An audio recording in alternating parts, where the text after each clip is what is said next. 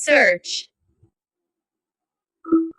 apps, double tap to activate, setting. আসসালামু আলাইকুম, আশা করি সবাই ভালো আছেন। আমি আরেকটি নতুন ট্রিক্স নিয়ে আসলাম। ট্রিক্সটি হচ্ছে, অনেক সময় দেখা গেছে যে আমরা ঘুম থেকে হঠাৎ করে ওঠার পরেই দেখি যে আমার ফোন নিজে নিজে কথা বলতেছে, বা ক্লিক করলে কথা বলতেছে, ক্লিক করলে কাজ করতেছে না। তো সেক্ষেত্রে আমরা কী করবো, সেটাই কিন্তু আমি আজকের ভিডিওতে দেখাবো।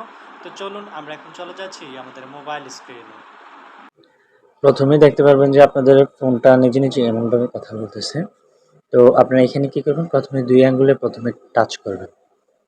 টাচ করার পরে 2 আঙ্গুলে টাচ করবেন। এখানে প্রথমে একটা সেটিংসের উপরে ক্লিক করবেন, তারপর ডাবল ট্যাপ করবেন। এখানে ডাবল ট্যাপ করার পরে আবার 2 আঙ্গুল দিয়ে আপনারা টাচ করে নিচের দিকে যাবেন।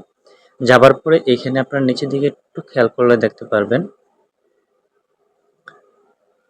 দেখেন এখানে নিচের দিকে আবার আসছে হচ্ছে এখানে শর্টকাট অ্যান্ড অ্যাক্সেসিবিলিটি। এখানে ডাবল ট্যাপ করবেন। ডাবল ট্যাপ করার পরে নিচে দেখবেন অ্যাক্সেসিবিলিটি এখানে আছে, এটাতেও আপনারা ডাবল ট্যাপ করবেন। ডাবল ট্যাপ করার পরে এখানে দেখতে পাচ্ছেন যে এই যে দেখেন টকব্যাক, এটা আপনারা এখান থেকে স্টপ করে দিবেন। এটা এখন অন আছে, এটা আপনারা স্টপ করে দিবেন। তো আমি এখানে এটা স্টপ করলাম না।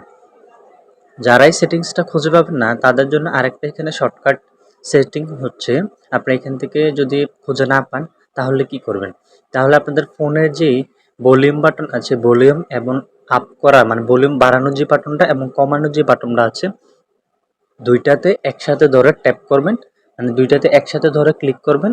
ইনশাল্লাহ আপনাদের যেই সমস্যাটা আছে এটা সলভ হয়ে যাবে।